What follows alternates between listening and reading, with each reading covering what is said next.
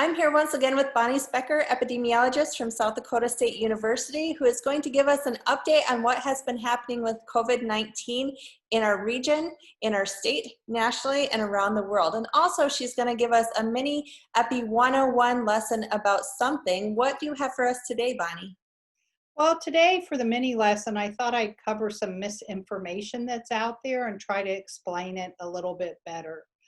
The quote that some people may have seen on social media is that you can't blame the coronavirus on deaths among people who get COVID and already had conditions like heart disease or diabetes, since it's really the underlying diseases that cause them to die.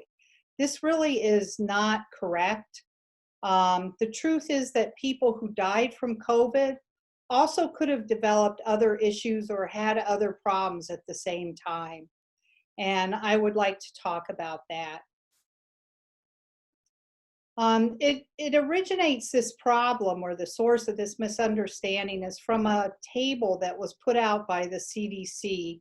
And the title of that table was Conditions Contributing to Deaths Involving Coronavirus Disease 2019 by age group.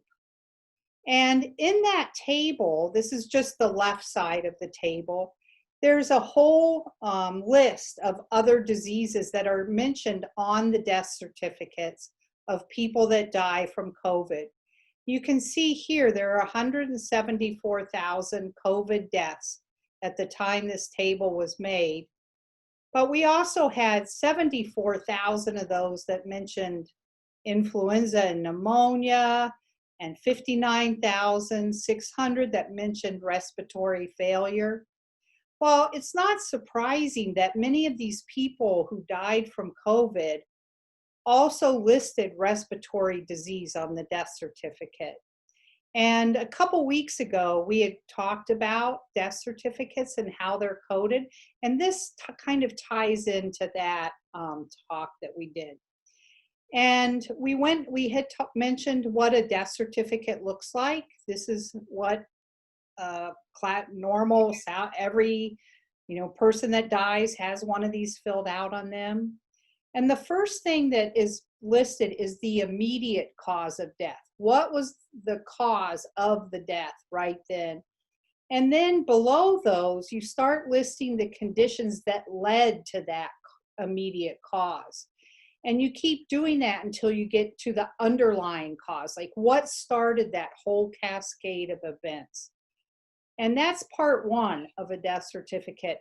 Part two of it is where you can list other conditions or diseases that may have contributed to the death. And I'd like to just give some examples of those. And probably one of the best is the sinking of the Titanic. Everyone knows about, how many people drowned when the Titanic sank. Well, what was the cause of death, during the sinking of the Titanic? Well, the main cause of death, the immediate cause, was drowning. But it was because of a water transport accident, right? The ship sank, and it was the ship sinking that led to the drowning. If the ship had not sank, it's unlikely you would have had that many drownings. So this, I think, illustrates kind of the thinking behind when you code something like a death certificate. So the people on the Titanic, their immediate cause of death, drowning, was caused by the sinking of the ship.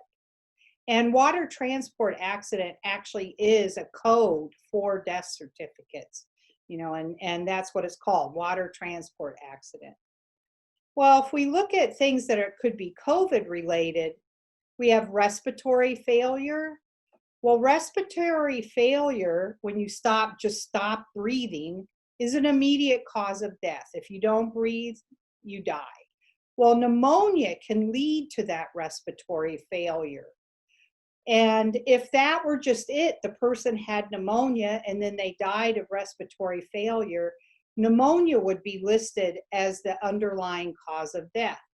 But in this case, COVID caused the pneumonia. It led to the person developing pneumonia. that then led to the respiratory failure. So in this case, COVID would be the underlying cause of death, but the immediate cause would be respiratory failure.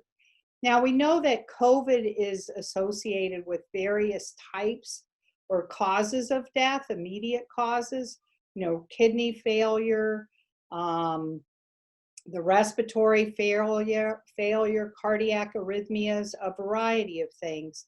So in all of those cases, COVID would be listed as the underlying cause of death, even though the immediate cause of death may be something that COVID led to. Now, if you look at that table, the list continues. There's all kinds of things that are listed.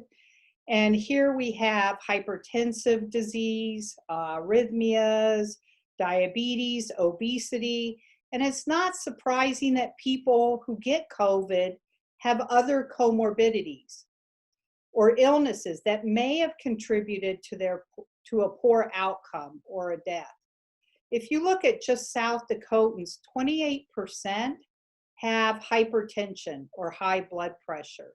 30% of them are obese, and the places I got that information are listed down there at the bottom.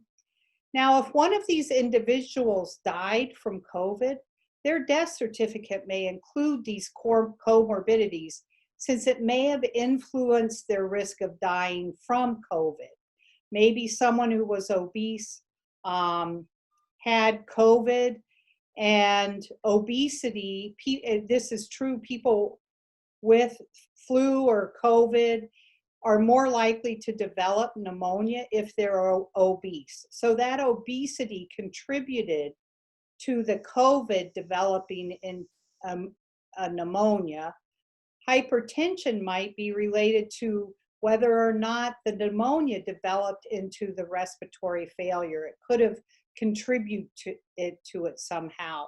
Well, those comorbidities would be listed down there in part 2, where you have the significant conditions contributing to the death.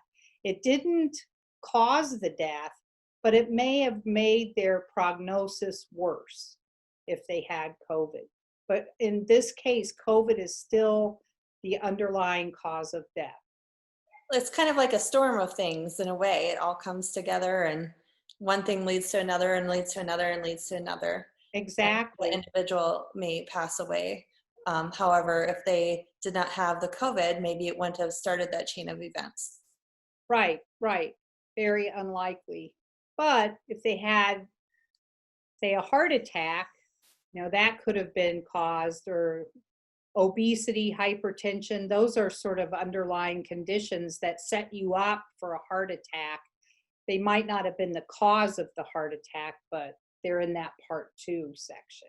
Well, thank you, Bonnie. Do you have an update for us on what has happened with COVID-19 over the last week? Sure. And this is actually from Saturday. In the future, I will do it through Monday, but today it's through Saturday. Nationally, 6.6 million total cases, with 247,000 cases this past week. 197,000 total deaths, with 5,300 deaths in the US this past week. Worldwide, we have 28.6 million total cases, with 1.86 million new cases developing this past week. 919,000 total deaths, with close to 41,000 deaths this past week. We probably will be hitting 1 million deaths worldwide by the beginning of October, middle of October, depending on what happens. South Dakota, the new cases are actually down this week. We had 1,548 cases compared to last week, where we had 2,079. But the 7-day running average is back on the rise. It is not clear how the long Labor Day weekend influenced case reporting, so we're still trying to figure that out.